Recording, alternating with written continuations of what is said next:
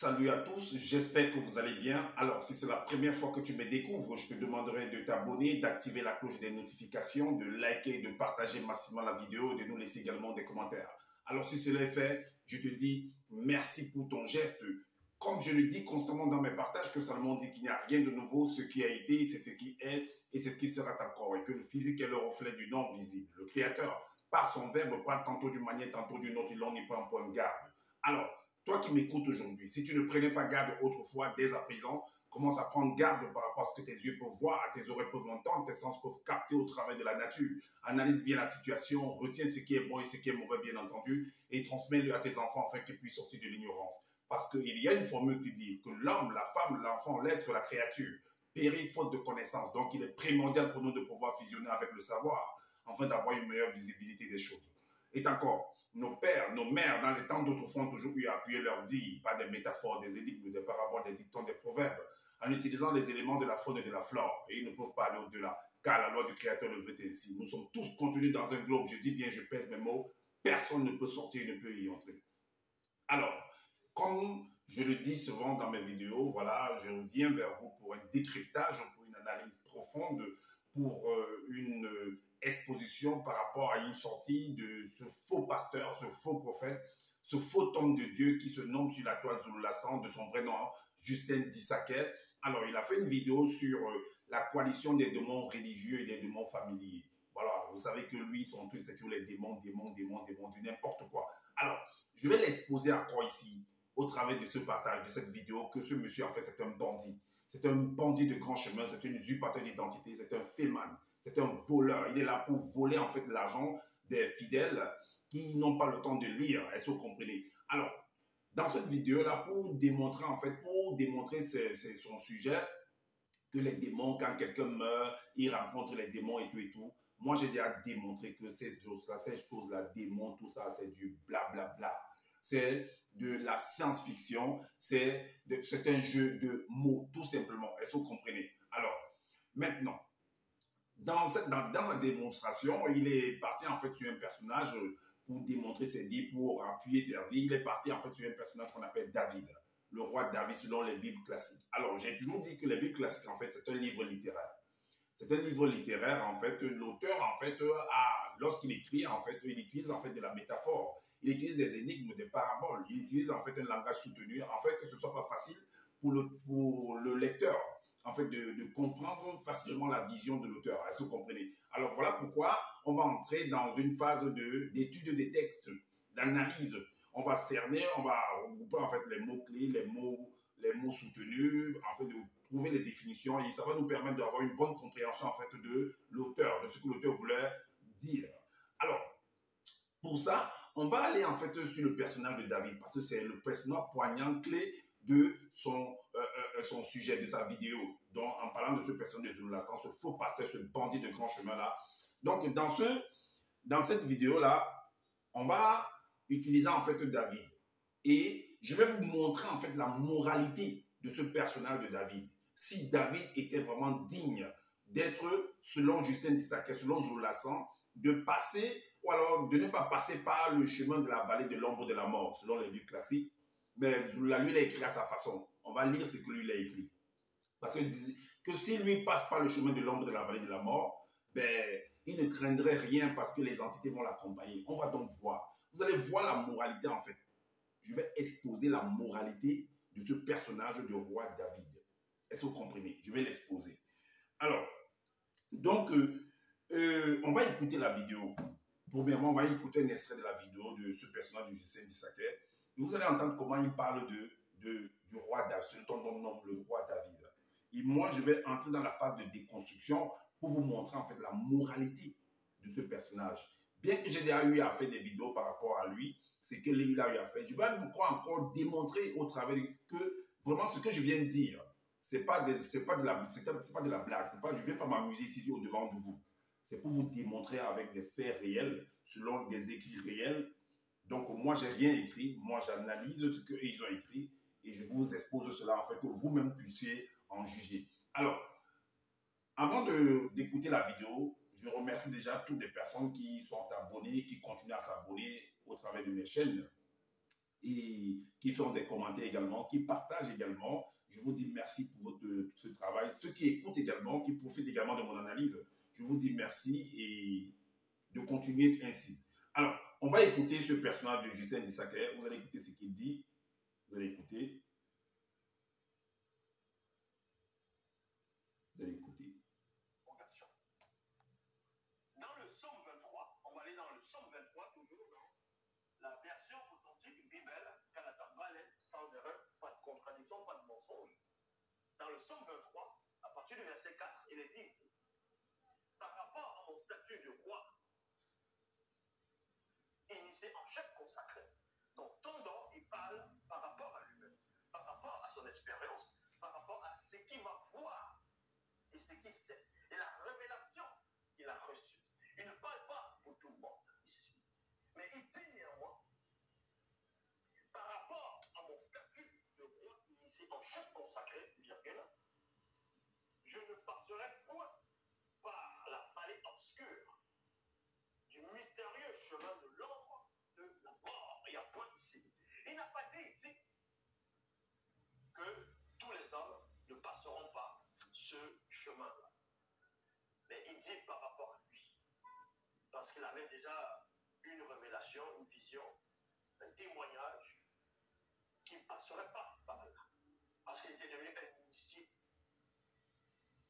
C'était quelqu'un qui marchait selon le verbe, donc il était là devenu un initié en chef consacré. Mais néanmoins, il poursuit, il dit ici, mais, virgule, même si je passe, non pas seul. Donc, il dit ici que même s'il passe, parce qu'il y a des gens qui vont penser que ce qu'on appelle David dans les Bibles classiques est passé par l'ombre de la mort, la vallée de la mort. Il n'a pas eu David. Mais il dit ici que lui, il ne passera pas par rapport à son statut, par rapport à sa condition, par rapport à ce qu'il est vis-à-vis du spirituel du grand homme des champs. Mais néanmoins, il dit, quand même je passerai. Quand même, ça ne veut pas dire qu'il va passer, ou bien qu'il est déjà passé. C'est si, c'est une supposition. Une supposition n'est pas une affirmation. C'est là qu'il dit, mais, virgule, même si je passe, non pas seul. Il sait que, admettons que s'il passe, il ne passera pas tout seul. Mais accompagné d'entité par la vallée obscure du mystérieux chemin blanc de la mort, virgule, je ne craindrai point les démons de haut rang qui dans l'ombre. Il y a figuré ici. Tondor avait une telle connaissance que pendant la rupture, on peut voir des démons. C'est ça que beaucoup de gens, on va dire, vous avez déjà vu entendre ce genre de témoignages. Ok. Donc, vous venez d'écouter en fait le délit de ce personnage de Justin Dissaker par rapport à David, que lui, il appelle Tondor. Dans son livre, lui, il l'appelle Tondor. Mais c'est une traduction, parce que David, en fait, c'est ça, en fait. Donc, lui, il l'appelle Tondor, en fait. Alors, dans les Bibles classiques, on l'appelle David. Vous avez bien compris que David était un initié en chef consacré, il était appuyé, il était félicité par le grand, selon lui, le grand, ce que lui il appelle le grand ordre des choses. Donc, son Loba, que lui il appelle le créateur, il était félicité en fait par Loba et les entités étaient avec lui, malgré qu'il était devenu un initié en chef consacré, qu'il ne pouvait pas passer par la vallée de l'ombre de la mort. En fait, pour ceux qui ne comprennent pas, en fait, la vallée de l'ombre de la mort, en fait, ben, ça veut dire la mort physique. La mort physique, ça dit que pendant que tu traverses cette obscurité-là, c'est ce qu'eux, ils veulent nous faire comprendre. Donc, c'est un parcours. Ben, j'ai déjà fait une vidéo par rapport à ce que ça représente, en fait, la vallée de l'ombre de la mort, en fait. Donc, c'est que les gens ne comprennent pas la métaphore. Alors, donc, vous avez compris. On va aller donc voir la moralité de ce personnage de David, qui est donc venu écrire ce psaume. Parce qu'il dit que David était un homme très intelligent. David était un homme vraiment qui avait une grande connaissance en fait. Et vous allez voir ce que David lui-même a eu à faire, sa moralité. S'il était vraiment digne de ne pas passer par la vallée de l'ombre de la mort, comme ce personnage de Justin Dissaker veut dire. S'il n'était pas digne, s'il était digne de ne pas passer là-dedans, par là. Alors, selon ce qu'ils ont écrit, bien entendu, moi, j'analyse. Alors, donc, on va vous exposer la moralité de cet homme. ce qu'il a eu à faire. On va vous exposer, vous allez comparer, vous allez analyser vous-même. Alors pour ça, on va aller dans le psaume, dans 1 Samuel. Non, mais on va d'abord lire le psaume 23 que Justin vient de lire là, le psaume 23, verset 4. Selon, il dit, par rapport à mon statut de roi initié en chef consacré, je ne passerai point par la vallée obscure du mystérieux chemin de l'ombre de la mort. Mais, même si je passe, non pas seul, mais accompagné d'entités par la vallée obscure du mystérieux chemin de l'ombre de la mort, je ne craindrai point les démons de haut rang tapis dans l'ombre, car le verbe de l'Oba est avec moi. La manifestation du conducteur et le défenseur issu d'au-delà de la non-existence me rassure. Vous avez entendu? Donc, le défenseur là, ou le conducteur, selon Justin Dissaker, ben, ça va représenter lui et son jockey saber en fait, dont les deux, dont le premier né et le deuxième né, selon lui. Alors, vous avez vu en fait un tel verset. Si vous n'analysez pas bien, si vous n'avez pas bien étudié en fait ces livres-là, vous allez tomber dans le piège de ce monsieur. Je vais vous démontrer en fait, afin que vous puissiez plus continuer à tomber, ou bien que vous ne puissiez pas tomber dans le piège de ce bandit de Justin Dissaker Zululassan, en vous exposant la moralité et en faisant la comparaison et que vous puissiez vraiment comprendre que vous êtes dans c'est-à-dire que vous êtes dans un engrenage, vous qui avez accepté Justin Dissaker. Alors, dans 1 Samuel, dans le livre de 1 Samuel, chapitre 22, au verset 1, chapitre 22, verset 1, il est dit que le titre ici, ce que Justin Dissaker a écrit ici, là, c'est que ton don est établi comme nouveau roi. Donc, il a été établi comme nouveau roi. Après, vous devez comprendre que cet établissement d'être comme le fait qu'il est devenu nouveau roi, c'est qu'il avait fait un coup d'État. Il avait fait un coup d'État au roi Saül. Est-ce que vous comprenez? Il avait fait un coup d'État au roi Saül parce qu'il était l'un des soldats de l'armée du roi Saül. Et vous savez, quand vous êtes dans l'armée, vous voyez ce qui s'est passé au Niger. L'armée a fait un putsch au président Bazoum. C'est l'armée.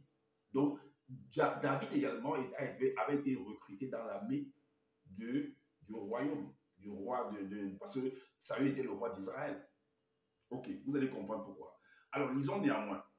Dans 1 Samuel chapitre 22, au verset 1, il est dit, l'entité dit à Dina, t'affligerais-tu encore longtemps au sujet de Saül, alors que le verbe de Tété, dont le verbe de Loba, l'a rejeté, dont le verbe de Loba a rejeté le roi Saül. C'est ce qu'ils écrivent là. Donc, Dina, qui est Samuel, dans les Bibles classiques, le prophète, selon celui qu'on nomme le prophète Samuel, ne t'afflige plus contre, ne t'inquiète plus pour le roi Saül. Le verbe de Loba l'a rejeté. Mais pourquoi le verbe de Loba l'a rejeté? C'est ce qu'on va sans doute savoir. L'a rejeté et qu'il ne pourra plus être roi d'Israël. Prends de l'huile et mets-toi en route. Je t'envoie dans la famille en fait de David. Je t'envoie à Boabreth, donc je crois que c'est à Jérusalem, non, à Bethléem. Donc, car je te dirai qui choisit parmi ses fils comme futur roi d'Israël. Est-ce que vous voyez? Donc, c'est David qu'on partait choisi. En fait, c'était un coup d'État qu'ils avaient fait. Alors, les causes du rejet. Pourquoi est-ce que Loba a rejeté en fait le roi Saül? On va donc voir. Au chapitre 21, toujours du livre de Samuel, de 1 à 5. Qu'est-ce qu'il est dit? Il est dit ici que le titre, c'est le verbe de Loba rejette Saül. Alors, qu'est-ce qu'ils disent? Il dit, il arriva dans la suite que Saül, après avoir remporté plusieurs batailles spirituelles, fut saisi d'orgueil. Donc, premièrement, on reproche Saül d'être orgueilleux. Loba, le verbe de Loba rejette Saül parce que Saül est orgueilleux en fait. Donc, c'est un roi orgueilleux. C'est pourquoi le verbe de Loba le rejette. Vous entendez ça? Parce qu'il est orgueilleux. Ok. La suite dit quoi? Et le prophète Samuel lui dit, tu as agi comme un insensé. Tu ne tiens pas compte du démon d'orgueil qui t'influence actuellement et en cela, tu déshonores non seulement ton rang, mais aussi le verbe de Loba que tu as reçu. Donc, Saül, enfin, le reproche qu'il a ouvert la porte, en fait, à un démon d'orgueil. et qu'il ne se rend pas compte en fait qu'il déshonore en fait le verbe de Loba. Il déshonore son rang de roi. Ok. La suite dit quoi? Si tu n'avais pas ouvert la porte à ce démon, il aurait été permis que ta famille règne pour toujours sur Israël. Donc, David, on reproche au roi Saül que si tu, l'homme le reproche en fait que si tu n'avais pas ouvert la porte, donc tu as fait une coalition en fait avec le démon d'orgueil. Tu as fait une coalition avec lui. Voilà pourquoi même ta descendance, ton fils en fait ne pourra pas te succéder en tant que roi.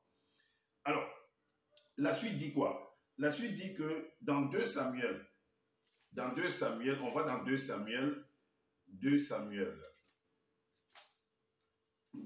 chapitre 3 au verset 6. Par contre, écoutez ce que l'entité va dire, ou alors le verbe de Loba va dire par rapport à... on dit de Saül que sa descendant, vu qu'il a été orgueilleux, il a ouvert la porte, il a fait une coalition avec les démons d'orgueil. Est-ce que vous voyez, il a déshonoré son rang, il a déshonoré le verbe de Loba qu'il a reçu.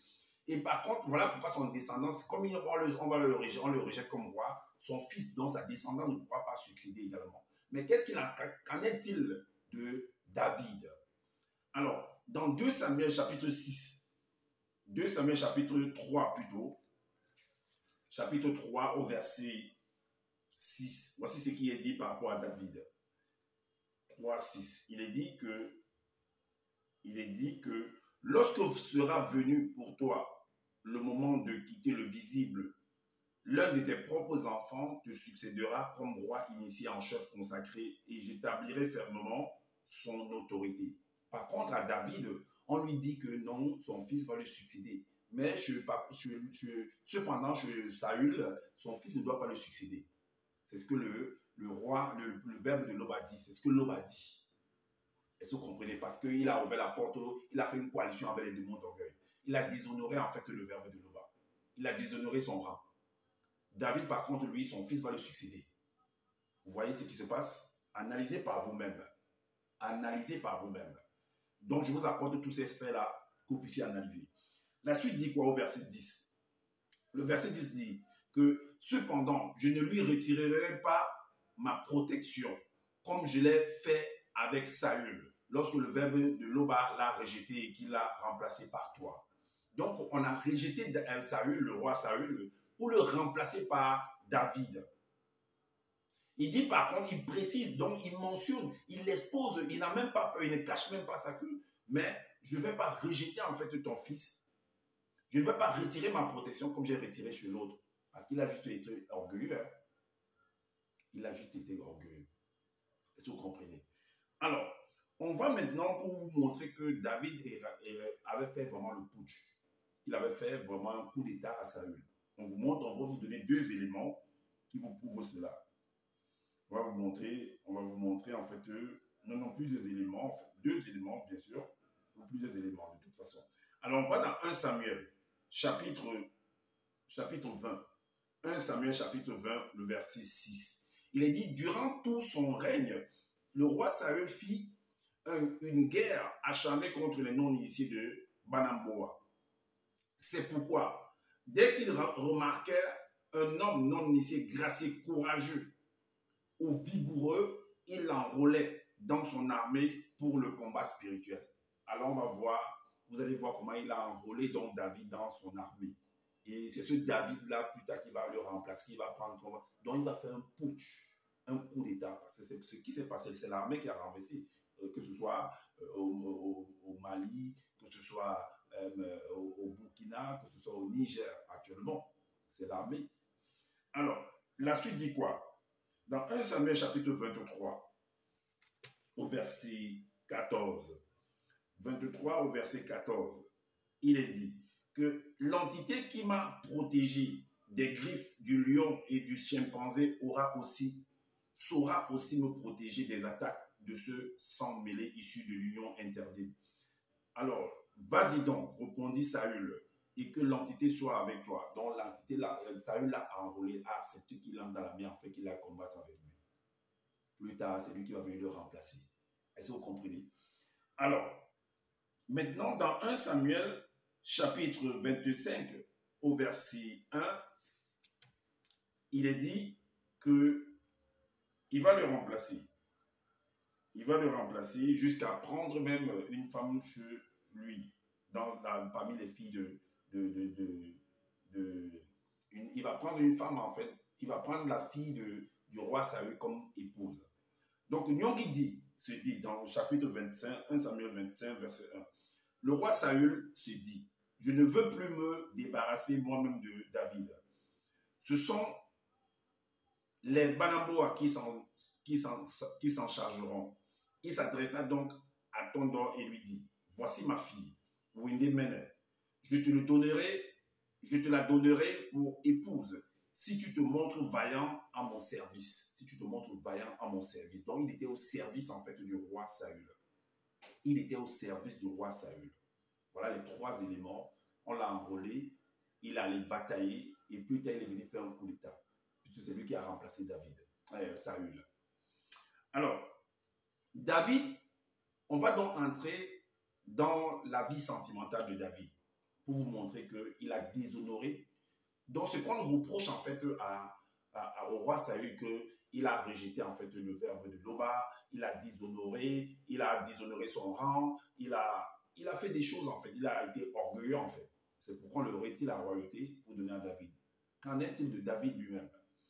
David, selon la famille, la loi des Loba, de Zululassan, la polygamie est interdite en fait. La polygamie est interdite. Mais David, chef initié, roi initié, consacré, va accepter la polygamie. Malgré ça, on ne va pas le retirer sa royauté. Et on ne va pas le dire, on ne va pas lui permettre, on va permettre que sa descendance puisse le remplacer. Or, ça n'a pas été le cas pour Saül. Vous voyez un peu ça? Et c'est lui qui vient écrire que non, si je ne passe pas dans le chemin de l'ombre de la vallée de la mort, si je passe dans le je ne craindrai rien, tout ça, ainsi de suite. Vous pensez que c'est crédible ça? Analysez. Vous pensez que c'est crédible ça? C'est quel jugement ça? Vous voyez pas qu'il y a partialité là? Où est l'impartialité? Où se trouve un jugement impartial dans ce cas-là, dans ces deux cas-là? Et c'est ce personnage de David que Lucien Dissaker, alias Zolosan, vient s'appuyer pour faire son enseignement. Pour vous montrer que non, les Loba, c'est les gens qui sont bien. Non, c'est les autres qui vont en produire, qui vont dire que non, si vous n'écoutez pas la parole, si vous ne mettez pas la parole en pratique, vous allez aller en enfer. D'autres vont aller au paradis. Mais Lucien Dissaker, toi-même, tu ne dis pas que les gens vont aller dans ceux qui vont respecter, donc qui font la coalition avec, donc si tu marches bien, tu iras dans le grand ordre des choses. Ceux qui ne marchent pas iront dans le séjour des morts. C'est pas la même chose. Tu penses que c'est différent? Le séjour des morts pour toi, c'est quoi? Le paradis pour toi, c'est quoi? Et pour ceux-là, quand ils disent que tu vas aller en enfer, ça représente quoi? Et d'autres disent que quand d'autres vont aller au paradis, ça représente quoi? Mais tu penses que tu es différent de ceux-là? Lisons néanmoins. Dans 2 Samuel, chapitre 1, 2 Samuel. On va dans 2 Samuel, chapitre 1, au verset 7. 2 Samuel, chapitre 1, au verset 7. Il est dit, Tondo ouvrit involontairement la porte aux sirènes des eaux et eut plusieurs enfants de femmes différentes.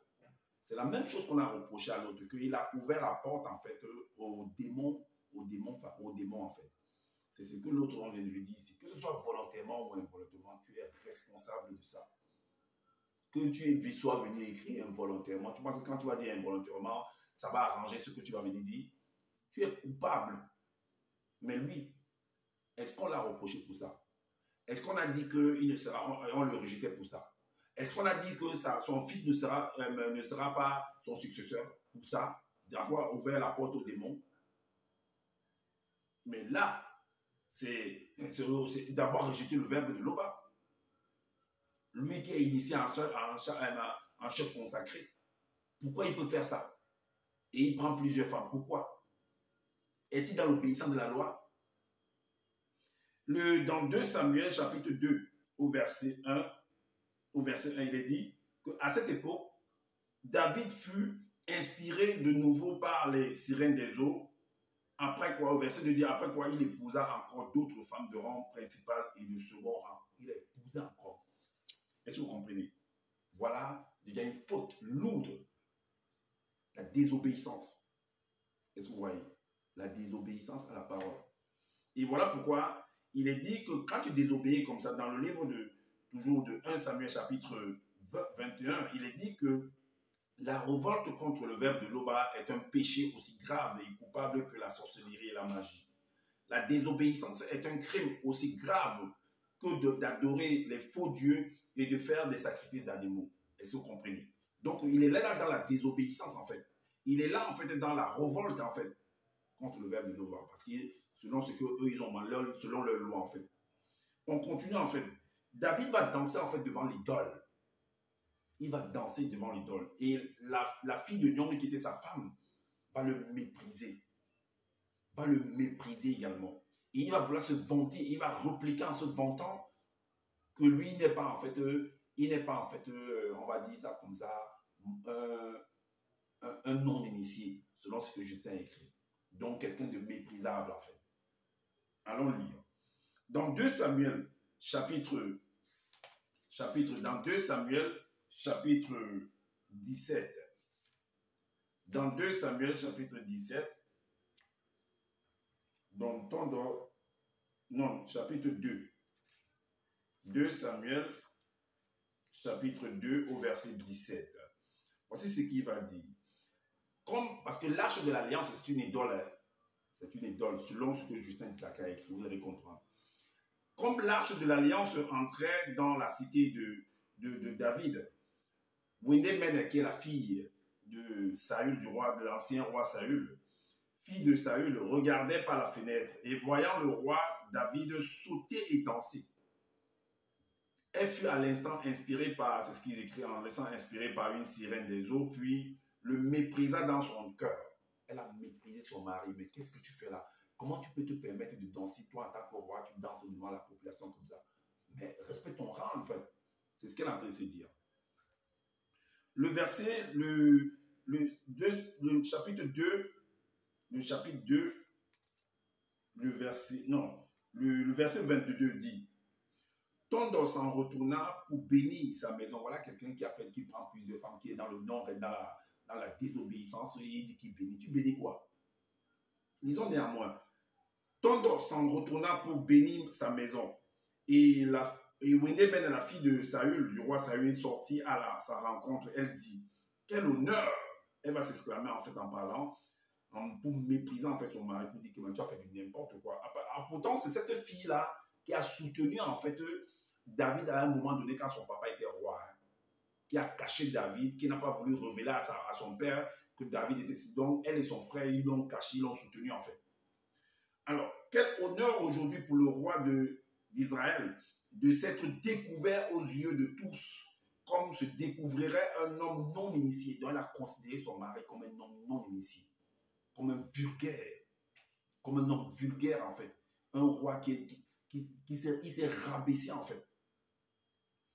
La suite dit quoi au verset 23? Tondo répondit à Windemene, c'est devant celle qui m'a choisi de préférence à ton père et à toute sa maison pour m'établir chef sur le peuple d'Israël, c'est devant elle que j'ai dansé. Ok. Allons dans le livre, donc il se vante pour ça qu'il doit avoir dansé devant une idole. Dans le livre d'Exode, chapitre 13, au verset 1 à 3, il est dit, les entités ajoutèrent et dit à Moïse, tu fabriqueras une arche, donc tu vas fabriquer une arche dans un coffre, c'est une idole, en bois de baobab, d'une haute technologie. Ok, donc tu vas prendre des mesures ainsi de suite. Le verset 3 nous dit que tu le recouvriras d'or pur à l'intérieur comme à l'extérieur et tu appliqueras tout autour une bordure d'or. Donc voilà les descriptions qu'on donne donc à Moïse par rapport à ce coffre-là, par rapport à cette arche-là. Et allez voir ce qu'ils font avec cette arche-là. Ok, peut-être cette même entité va venir dire à Jérémie, qu'est-ce qu'il va dire concernant ce genre de cette fabrication-là. Alors, dans le livre de Jérémie, toujours dans le livre que Justin Isaac est venu écrire, avec ce faux pasteur-là. Voici ce qu'il écrit dans Jérémie chapitre 1, verset 54. Maintenant, ainsi parle l'entité. Le verset 56 à 70. On coupe du bois dans la forêt. La même chose que l'entité a dit encore à Moïse. Donc, fabrique-toi, donc on va couper du baobab et confectionner, arranger, scier, raboter le bois et ainsi de suite. Alors, on coupe du bois dans la forêt et l'artisan sculpture une idole. Donc, cette tâche-là, c'était une idole en fait. C'est ce que le livre de Jérémie nous dit. On l'embellit d'or ou d'argent. C'est la même chose qu'on a dit à Moïse, de l'embellir avec de l'or ou de l'argent là-bas. On doit la fixer avec un marteau, c'est les mêmes descriptions qu'on a données à Moïse là-bas. On doit la fixer avec un marteau et des clous pour qu'elle tienne bien droite. Ces faux dieux ressemblent à un poteau massif, ils ne parlent pas. Il faut bien qu'on les porte puisqu'ils ne peuvent pas marcher. N'ayez pas peur d'eux, car ils ne peuvent rien faire, aucun mal. Ils sont même incapables de faire du bien. Est-ce que vous voyez donc cette tâche d'alliance devant laquelle David a dansé et sa femme, qui est la fille de Nyongi, du roi Saül, l'a méprisé pour ça. Mais tu danses devant un coffret, tu danses devant une idole, mais c'est pas croyable ça. C'est pas possible ça. Comment tu peux te ridiculiser jusqu'à ce niveau-là? Toi, roi, tu danses. C'est pourquoi elle a méprisé son mari. La suite dit quoi? Au chapitre, le verset 64 à 68, il dit, ces gens sont tous complètement dépourvus de volonté, de vérité. Donc, David, en fait, en faisant ce genre de geste, sa femme a compris qu'il est dépourvu de vérité, en fait. C'est du n'importe quoi.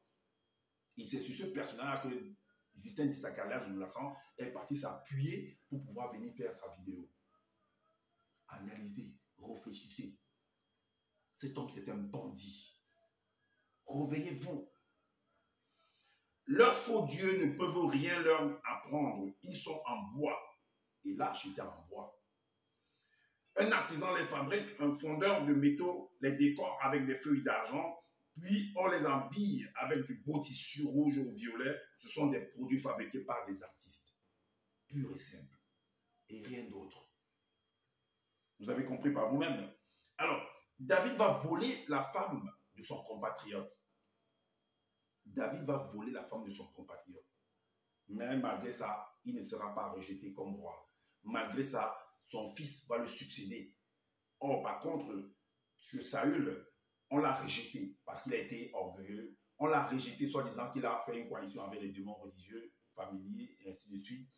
Et qu'il a déshonoré son rang, qu'il a ouvert la porte et dont son fils ne pouvait pas le succéder. On l'a rejeté toute sa famille, toute sa lignée en fait. Chez David, ce n'est pas le cas. Voilà donc ce qu'on vient vous présenter. Et vous n'avez pas le temps parce que vous êtes occupé par les choses de la vie du quotidien. Vous n'avez pas le temps de lire, de mieux analyser, de voir les défauts, les imperfections en fait qu'il y a dans ces livres-là, dans ces récits, dans ces sujets qu'on vient vous exposer. Vous acceptez comme ça aveuglement. Oui, gloire à l'Oba. Oui, c'est toi le seul enseignant. Quel seul enseignant? Il ne connaît rien du tout. C'est quelqu'un qui a été bercé par les films de science-fiction, par les dessins animés, par les trucs comment on appelle ça? Des trucs de la mythologie grecque, nordique et tout. Des films il vient vous exposer ça, les films de science-fiction. Et vous croyez qu'il maîtrise les choses, c'est un bandit, il ne connaît rien du tout.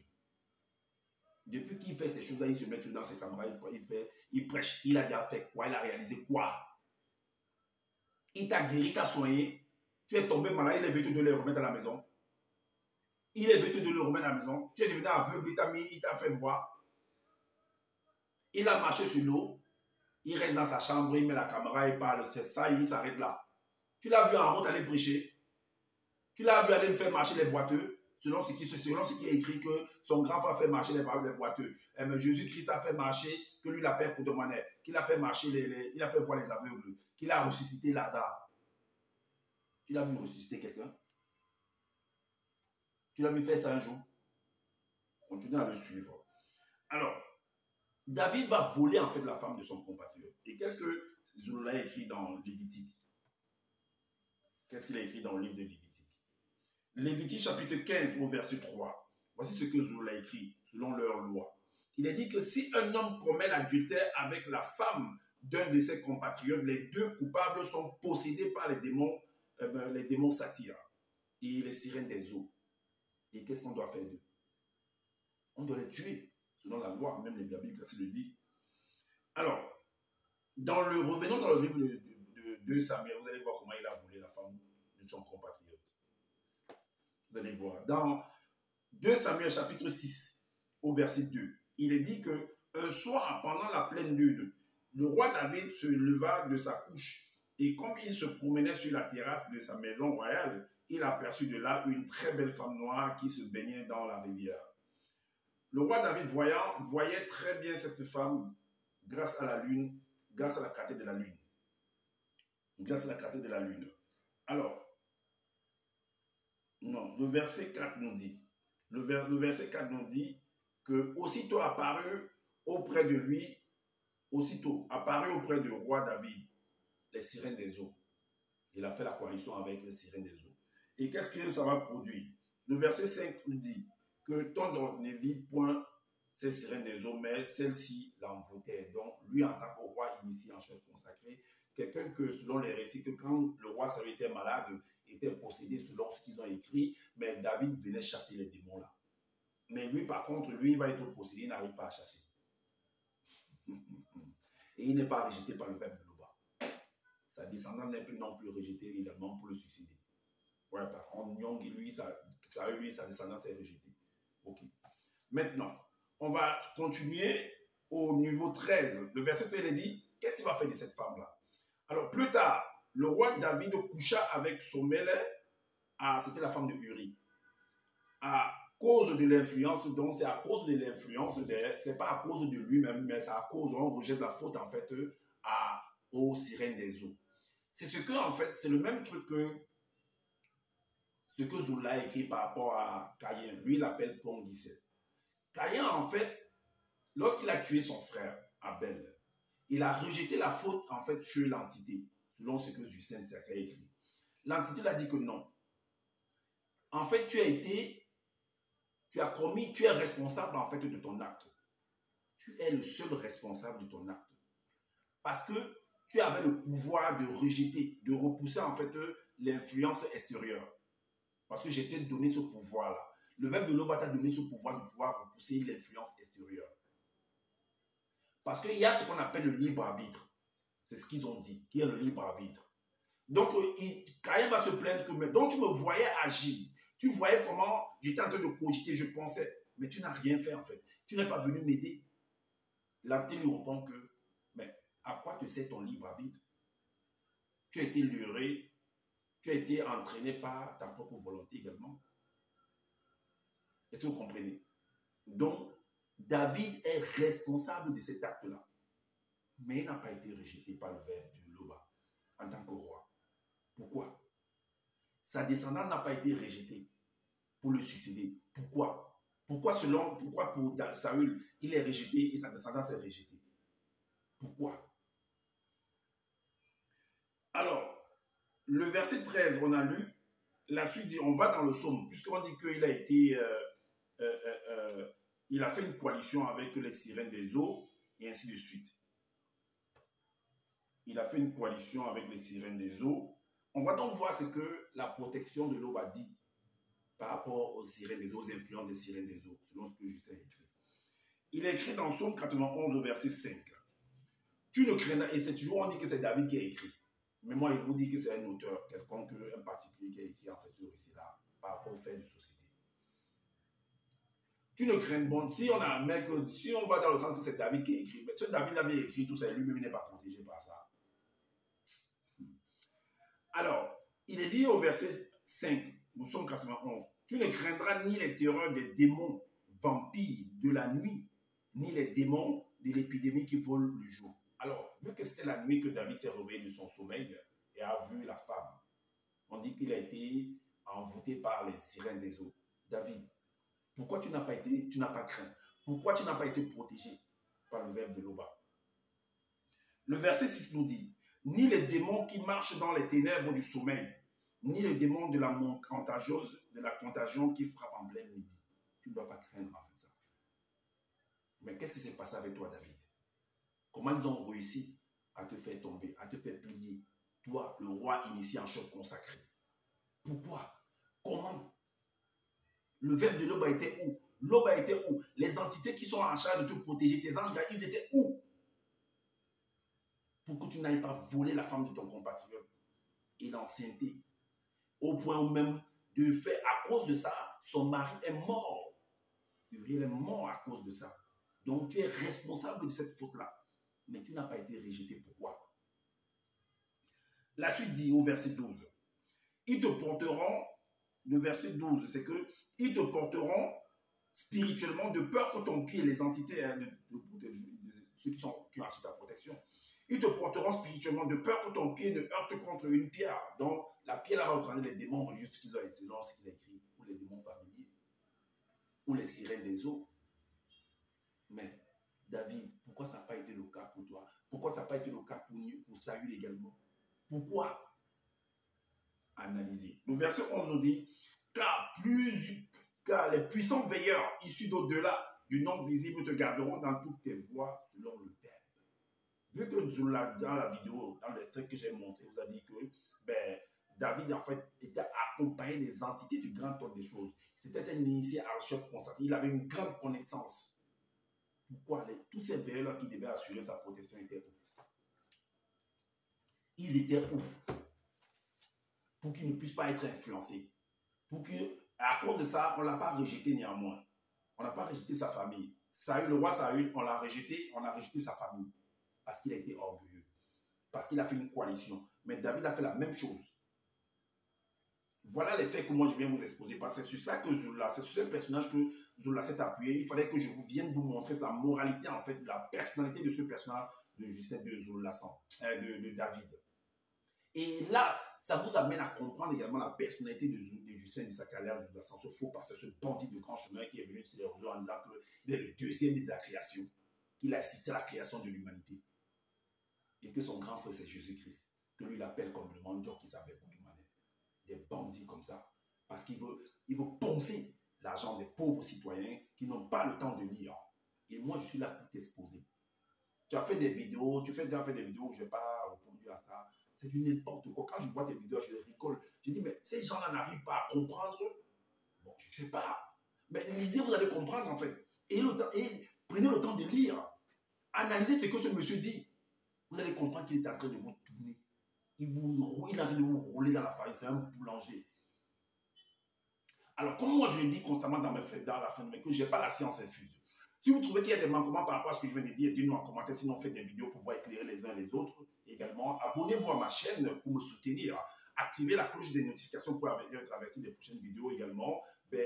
Likez, partagez massivement cette vidéo. C'est afin de faire connaître l'imposture de ce bandit de grand chemin, cet usurpateur d'identité, ce faux pasteur, ce faux homme de Dieu là qui est venu s'ériger sur les réseaux en disant qu'il est le seul ancien. Tu es seul ancien de quoi? Tu n'es qu'un bandit. Tu n'es qu'un bandit, je le dis. Faux pasteur, faux prophète que tu sois. Alors, prenez soin de votre famille, prenez soin de votre santé, car c'est important pour le combat futur. Je vous dis à bientôt pour une prochaine vidéo. Ciao.